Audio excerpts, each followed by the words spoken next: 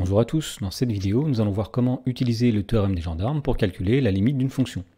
Dans l'exemple, on nous dit soit f la fonction définie sur r privé de 1 par f de x égale 3 plus cosinus de x divisé par x.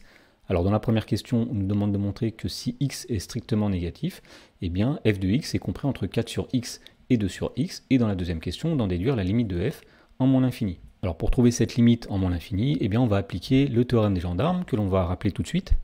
Alors, imaginons qu'on ait a un nombre réel, ou bien plus l'infini, ou bien moins l'infini, et qu'on ait trois fonctions, f, g et h. Alors, on va supposer deux choses. Premièrement, eh bien, on suppose que si x est voisin de a, f de x est compris entre g de x et h de x. Deuxièmement, on suppose que la limite quand x tend vers a de g de x est égale à la limite quand x tend vers a de h de x, c'est un nombre L. Et bien dans ce cas-là, le théorème des gendarmes dit que la limite quand x tend vers a de f de x, eh bien c'est L aussi. Et en effet, ça se comprend bien. Imaginons ici qu'on ait une fonction qui tende vers L, une autre fonction qui tende vers la même chose.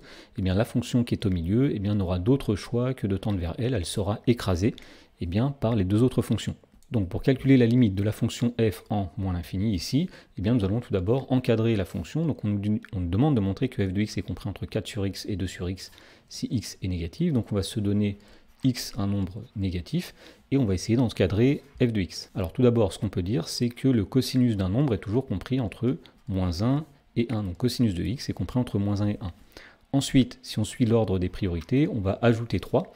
Donc on ajoute 3 dans chaque membre. 3 plus moins 1, il va rester 2. Au milieu, nous avons 3 plus cosinus de x. Et à droite, nous avons 1 plus 3, c'est-à-dire 4.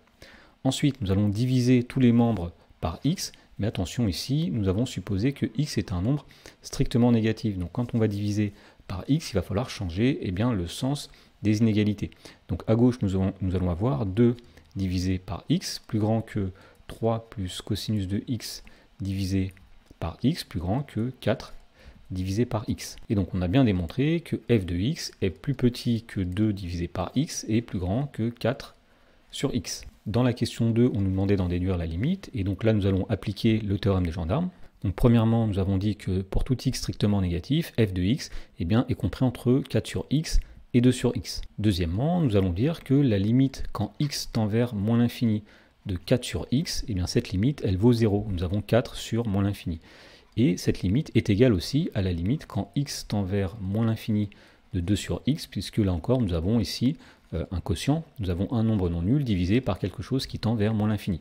Donc la limite de 4 sur x vaut 0, elle est égale à la limite de 2 sur x. Et donc d'après le théorème des gendarmes, on en déduit que la limite quand x tend vers moins l'infini de f de x, ce sera 0 aussi.